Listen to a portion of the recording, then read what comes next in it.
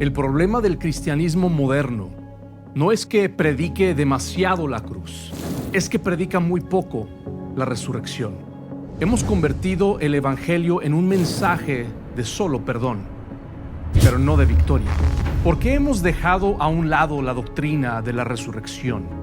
¿Será porque pensamos que solamente tiene algo que decir acerca del final de nuestra historia, creyendo así que es irrelevante para el presente? Cuando el cristiano moderno habla del evangelio, suele enfatizar apropiadamente nuestra necesidad como pecadores de ser reconciliados con Dios a través de la obra sacerdotal de Jesús en la cruz. Y eso es glorioso. Hay un solo nombre que puede interceder entre nosotros y Dios.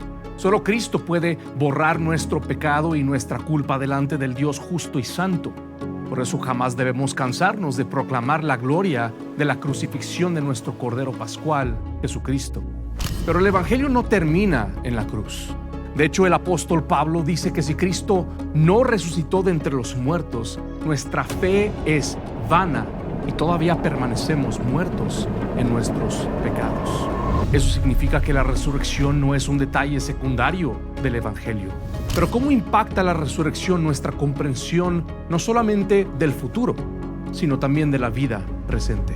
Bienvenido a este panorama sobre la Biblia, la iglesia y la familia, donde estaremos interactuando y desarrollando los temas y las verdades expuestas en Dimensiones de la Misión, un libro escrito por el pastor Rich Lusk.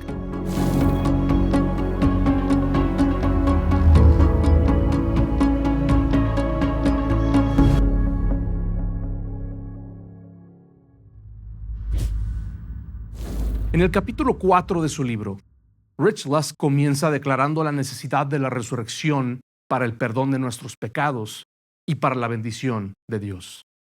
En Romanos 4:25, Pablo dice que Cristo no solo fue entregado por nuestras transgresiones, sino que también fue resucitado para nuestra justificación. Al hablar de la justificación, solemos pensar exclusivamente en la obra expiatoria de Cristo en la cruz, el lugar donde nuestra deuda es cancelada y somos declarados justos delante de Dios al ser limpiados de nuestros pecados. Pero la resurrección también es esencial para nuestra justificación.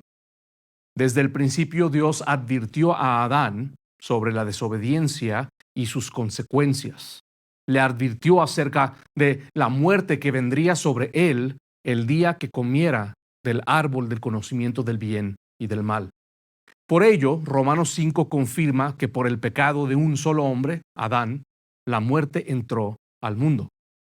Si recordamos la promesa de Dios en Génesis 3:15 sobre la destrucción de Satanás, debemos esperar entonces que dicha promesa también implique la reversión de las maldiciones que cayeron sobre la humanidad y sobre la creación a causa del fracaso de nuestro primer representante, Adán. Y esto necesariamente incluye la muerte. En otras palabras, si el pecado introdujo la muerte por medio del fracaso del primer Adán, entonces la victoria del segundo Adán sobre el pecado debía traer lo opuesto: vida. Al considerar esto, la resurrección se vuelve un hecho necesario y vital, ya que es la declaración pública de que la maldición del pecado ha sido removida y vencida para aquellos que están unidos a Cristo Jesús. En la cruz, Cristo cargó sobre su cabeza los espinos malditos de la antigua creación, y su resurrección marca el comienzo del fruto nuevo dentro de un mundo nuevo.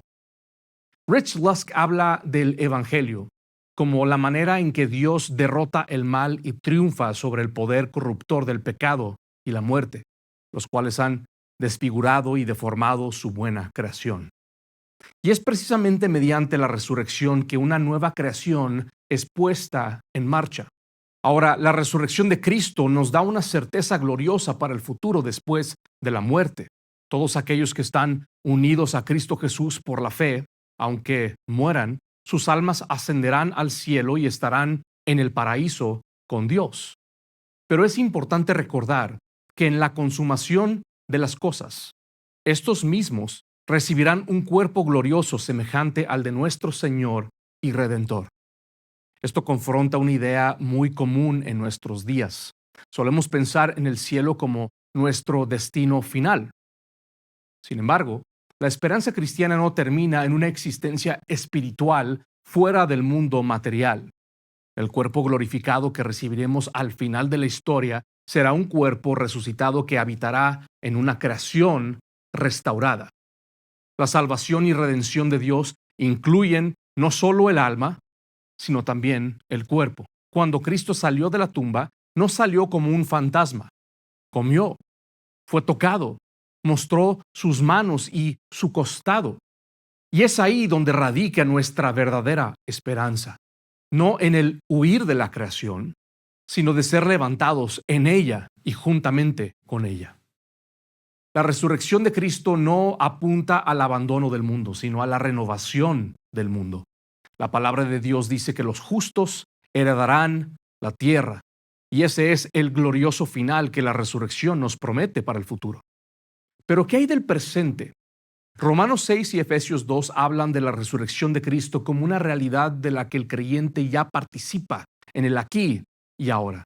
El mismo Espíritu de Dios que levantó a Cristo de entre los muertos ha dado vida a nuestros cuerpos mortales. Romanos 8. Esta es la realidad presente de la resurrección.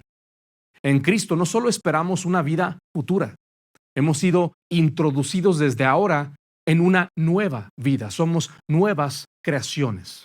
La resurrección no es únicamente una esperanza para después de la muerte, sino el poder de la nueva creación obrando actualmente en el mundo, en y a través del pueblo de Dios. En otras palabras, la resurrección es la invasión de la nueva creación. Lo material no es reemplazado por lo espiritual. Cristo tomó sobre sí carne humana, no solo al venir al mundo para morir, sino también después de su resurrección, viviendo eternamente unido a un cuerpo glorificado de carne y hueso. El mundo material de Dios, que fue declarado muy bueno en el principio, no sería abandonado al pecado ni dejado en manos del enemigo rumbo a la destrucción. Todo sería redimido y restaurado. Y esta restauración no es estática, sino dinámica. Crece y avanza, continúa expandiéndose hasta que los planes redentores de Dios sean plenamente consumados. Imagina aquella mañana, la piedra rodada, la tumba vacía, el primer rayo de sol cayendo sobre un sepulcro que ya no contiene a un muerto. Aquel primer domingo de Pascua fue el génesis de un mundo nuevo. Y lo que brotó cuando esa piedra fue removida no ha dejado de crecer desde entonces. Pero hay algo más que no podemos pasar por alto. La resurrección no es una experiencia privada ni una idea religiosa que sea verdad solamente para algunos y mentira para otros. Es un hecho público, histórico, ocurrido en nuestro mundo de espacio y tiempo. A diferencia de las religiones fundadas sobre visiones secretas recibidas por un solo hombre, la fe cristiana descansa sobre algo que sucedió aquí abajo, entre nosotros, a la vista de testigos. La tumba estaba realmente vacía. Y esa tumba vacía es el veredicto público del Padre sobre su Hijo. Aquel a quien las tribunales humanas condenaron, Dios lo declaró justo al levantarlo de entre los muertos. La resurrección es entonces la vindicación de Cristo y el camino hacia la gloria. Nuestra misión, como la esposa de Cristo, es ser su ayuda idónea, participando en su plan redentor para el mundo. La resurrección de Cristo es también nuestra victoria sobre el mal y sobre todo aquello que distorsiona y mancha el buen mundo de Dios, incluyendo nuestro propio pecado. Nuestra tarea es proclamar la victoria del Rey y mostrarle al mundo esa victoria con nuestras vidas mientras luchamos por aquello que es bueno, bello y verdadero. Al hacer esto, seremos como aquellos primeros cristianos de quienes se decía que trastornaban el mundo entero. Hechos 17:6. Esto lo hacemos confiando, claro, en la fuerza y la fidelidad del Dios de los ejércitos, dependiendo totalmente de Él mientras oramos: venga tu reino, hágase tu voluntad en la tierra como en el cielo. No debemos ser fatalistas como los 10 espías que dudaron del poder y las promesas de Dios al ver la tierra prometida de Canaán. La resurrección nos da el ánimo y la certeza firme que necesitamos para que cuando seamos tentados a mirar la tierra llena de gigantes y maldad, nuestro reporte delante de Dios no sea uno de temor o incredulidad. Servimos a Jesús, el verdadero Josué conquistador, quien ya ha vencido al pecado y a la muerte. Y porque Él vive, nuestro trabajo no es en vano. El hecho de que Cristo haya resucitado es la señal de una victoria definitiva, una victoria que no solo se verá al final de la historia, sino también a través de la historia.